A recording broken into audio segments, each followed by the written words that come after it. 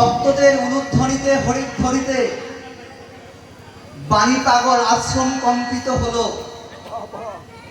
আমার আরাধ্য দেবতা ভগবান শ্রী শ্রী হরিচাঁদ ঠাকুর, আমার পিতামাতা, আমার সৃষ্টিকর্তা, উপস্থিত পাগল গোসাই দলপতি সবার শ্রীপাদ পদ্মে নত মস্তকে প্রণাম জানিয়ে প্রথমে যে কথাটা বলবো সেটা হলো, আজকে সবাই একত্রিত হয়ে উলুধ্বনি দিলেন, হরিনাম নিলেন। ওমা, আর দুদিন পরে এই দেশে থাকতে পারবেন তো? বাংলাদেশ থেকে এসেছেন, আমার আলোচনা সবার খারাপ লাগতেই পারে। যে আইন তৈরি হয়েছে সেই আইনে আমরা এক জায়গায় বসে কীর্তন হরিনাম একসাথে মিলিত হয়ে থাকতে পারবো তো? যদি থাকতে হয় দলে দলে বিভক্ত না হয়ে গুরুচাঁদের কথায় বাঁশের ঝাড়ের মতো একত্রিত হয়ে মহাপ্রেমের নামে বিভোর হতে হবে। সম্মুখে আমাদের ভীষণ বিপদ আছে।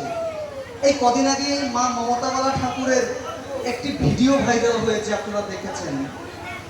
সেই ভিডিওটা আমি মাকে প্রশ্ন করেছিলাম, মা, মতুয়া স্বাধীন স্বতন্ত্র ধর্ম কিনা? তিনি তার উত্তর দিয়েছিলেন, হ্যাঁ, মতুয়া স্বাধীন স্বতন্ত্র ধর্ম। সঠিক। এই মতুয়া স্বাধীন স্বতন্ত্র ধর্ম বলতে গিয়েই আমার নদিয়ার কিছু কুলাঙ্গার তাদের গায়ে প্রশ্ন করে গেছে। কারণ তারা যে দালালি চামচাগিরি করতে অভ্যস্ত হয়ে গেছে। কারণ এই পূর্বপুরুষের দালালি চামচাগিরি করা ছাড়া তাদের আর কোনো উপায় নেই।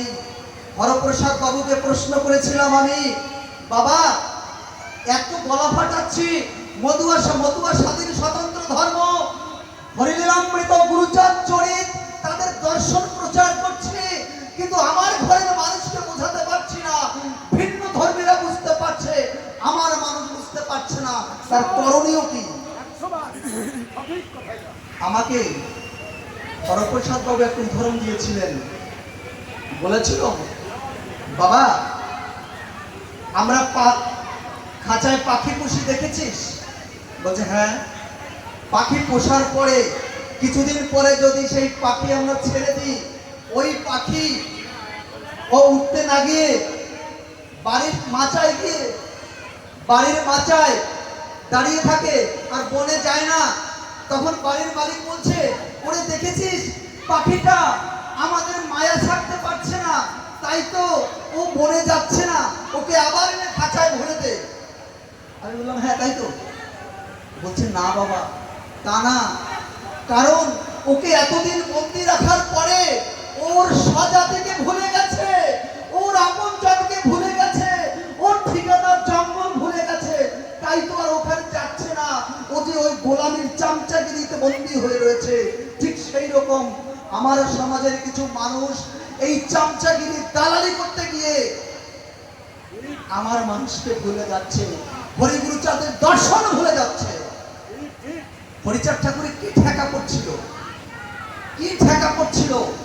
যে তার এই দর্শন প্রচারের জন্য তার আপন ঘরের মানুষ, আমি সম্প্রদায়টা বলছি না যেহেতু সেখানে এই বগুলায় সেই সম্প্রদায়ের মানুষ রয়েছে, সেখানে তারা ঠাকুরকে পর্যন্ত এক ঘরে করে রেখেছেন, গুরুচাঁদ ঠাকুরকে তারা এক ঘরে করে রেখেছেন সেই সময়। আর আজকে যারা আমাদের বিরোধিতা করছেন, হরিগুরুচাঁদের দর্শনের বিরোধিতা করে, যে রাম সেই কৃষ্ণ সেই হরিচাঁদ এক এক করে ধরে ধরে দিব তার প্রমাণ, এই স্লোগানে যারা মত্ত হয়েছে, আমি মনে করি ওই গুরুচাঁদ ঠাকুরের যারা বিরোধিতা করেছিল সেই বংশের বংশধর গুলো আজও হরিগুরুচাঁদের নিন্দা করে বেড়ায়, তাদের স্বাধীন স্বতন্ত্র ধর্ম প্রচার করতে দিচ্ছে না। এটা আমাদের ব্যর্থতা।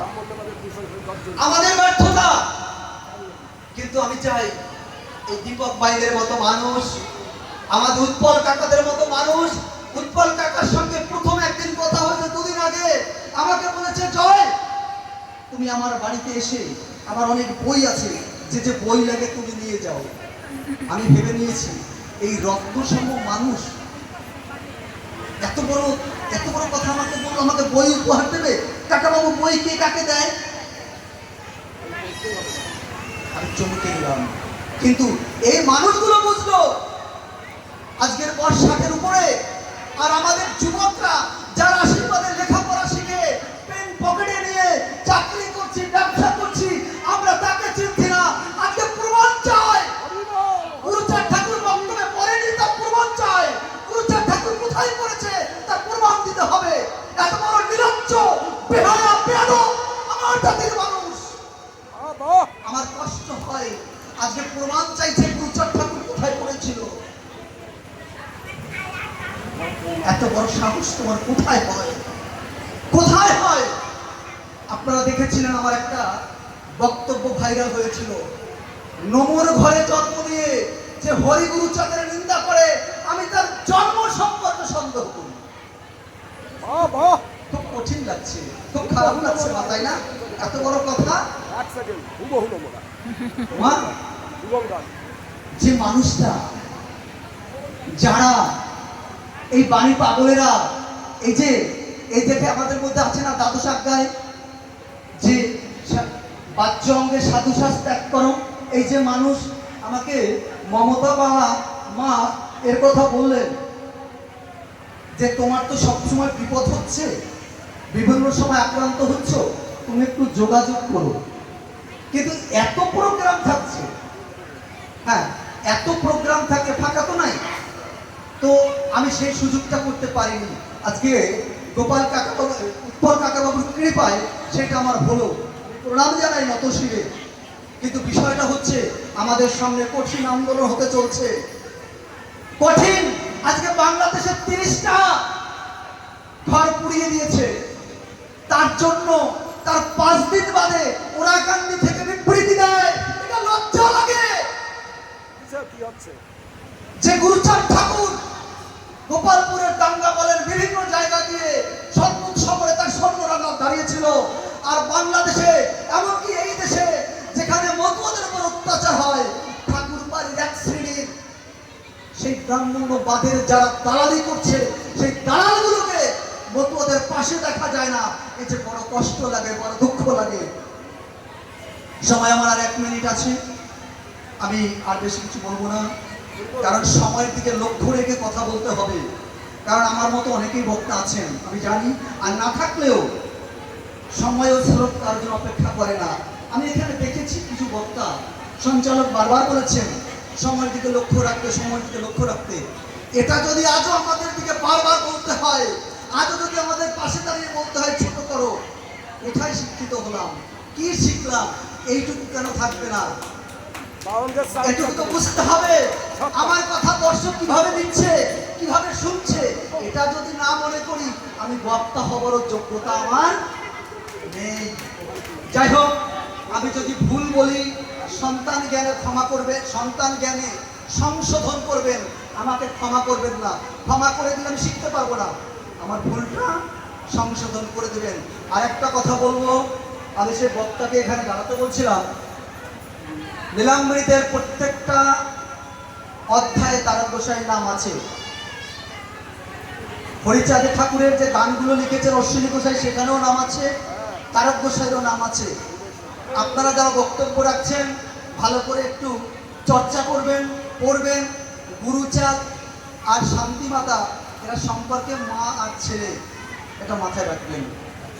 জয় হরি বল, জয় জয় হরিচাঁদ গুরুচাঁদ প্রীতি প্রমাণ হরি বল, হরি বল, হরি বল।